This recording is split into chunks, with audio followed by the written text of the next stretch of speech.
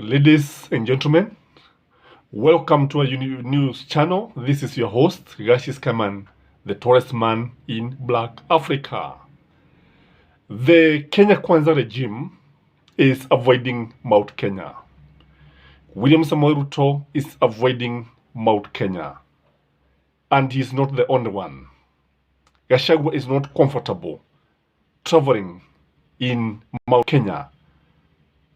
And the Kenya Kwanza Brigade, especially the UDA, wengi wamepatana na ground that has completely shifted. When I listen to the people of the mountain, I can tell you that William Samoei RUTO has lost the presidency. William Samoei RUTO has lost the second term, that is. Hatamu zake za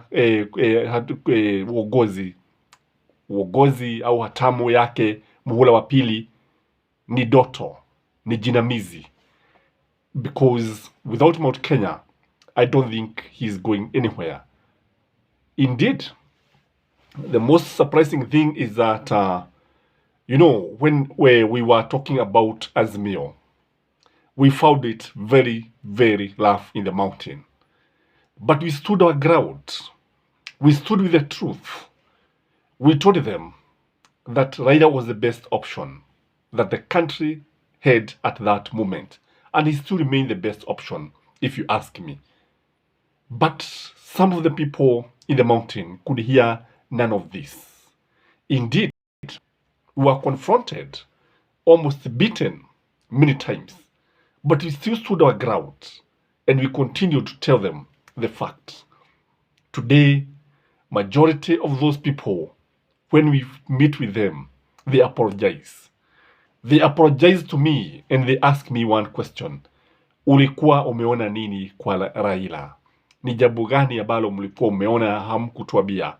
But we are telling them that ukweli utadhihirika wakati wote, na wakati ambapo ukweli unadhihirika, uogo unajitega, unachutama kabisa.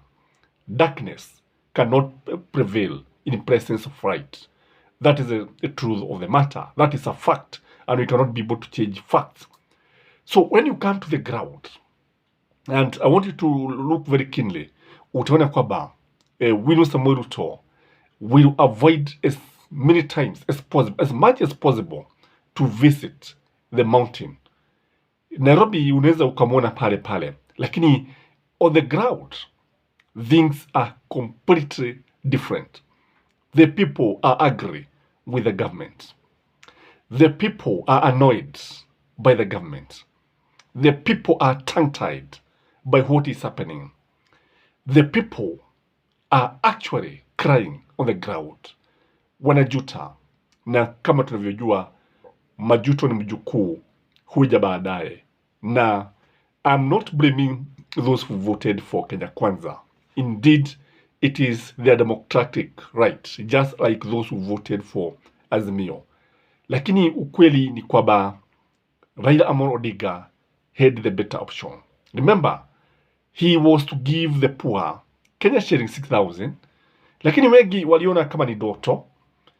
He was also to make education completely free, all the way from nursery, primary, secondary, and university. Today, everybody is crying because of the high cost of school fees. And wait until the schools opens in January.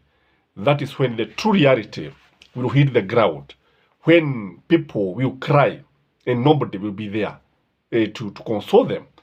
Kwa sababu huu ni ule msiba kujitakia ambao hauna kilio au hauna pole. Huwezi ukamwambia mtu pole kwa maovu au mabaya ambayo amejitakia mwenyewe.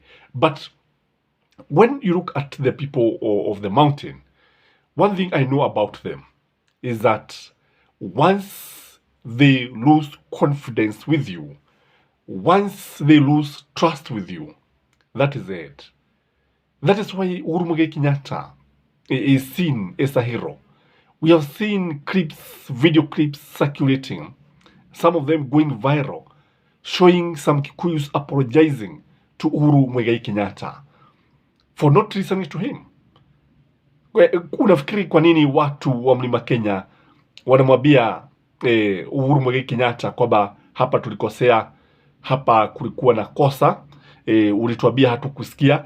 Unafikiri ni kwa nini wanafanya hivi? Wanafanya hivi kwa sababu wanaona ya kwamba kweli aliyowaambia yamekuja kutimizwa. I want you to take time and I'm going to do it in one of my next week videos. I'm going to play the clips of what Uhuru Muigai Kenyatta used to tell us, na uniambie ni mambo gani ambayo hayajatimizwa, kwa sababu mengi yamekuja kutimizwa.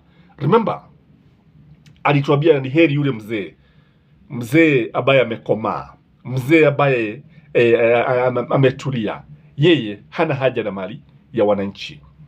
But what we have now is kleptocracy.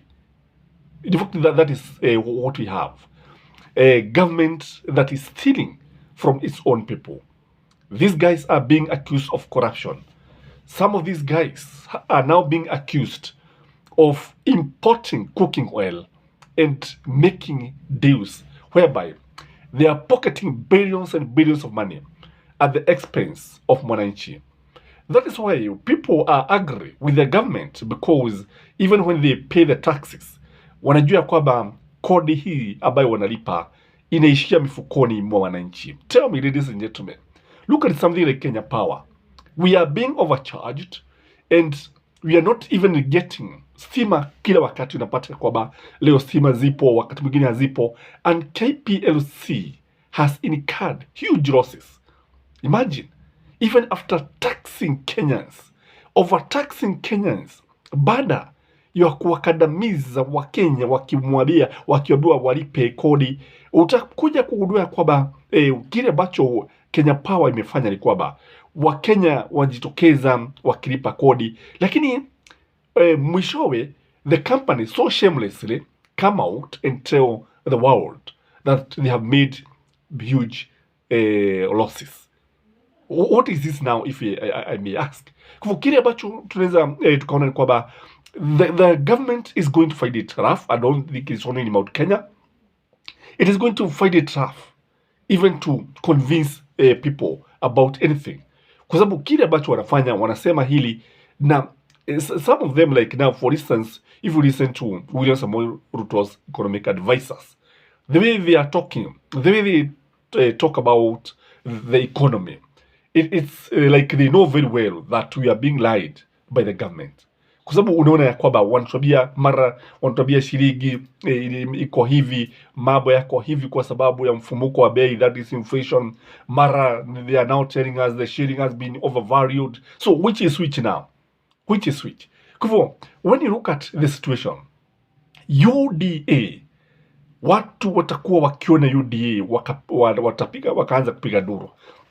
Utasikia jina UDA, unasikia kama unachuno. Utasikia jina UDA, utaona kana kwamba unatukanwa, because neno hili ni neno ambalo linakuaruza masikio yetu. Neno hili la UDA linamaanisha kuumiza wananchi. Neno hili UDA linamaanisha maisha magumu. Neno hili UDA linamaanisha kulipa kodi na usipate manufaa yoyote. No value for our taxes. That is how the situation. And that is why UDA is going to continue avoiding the mountain, because the ground is extremely hostile. The ground is hot and it is getting hotter. The ground is hostile and it's getting more hostile. I don't know where you're watching this video from. I don't know where you come from, but I would like you maybe to tell us what you think about the government. What are people saying in your county? Because in Mount Kenya, people are fed up. You saw what they were saying in Githurai. Wakati Kameme walikuwa wanazunguka pale, mlisikia vile ambavyo watu wakisikia neno RUTO, wakisikia neno Gachagua, wakisikia nani, ma MCA, ma governor, they don't want to hear anything, because they are feeling that they were cheated by the government. That is my take, ladies and gentlemen. As usual, remember to like this video, and may you have a good night. Bye-bye.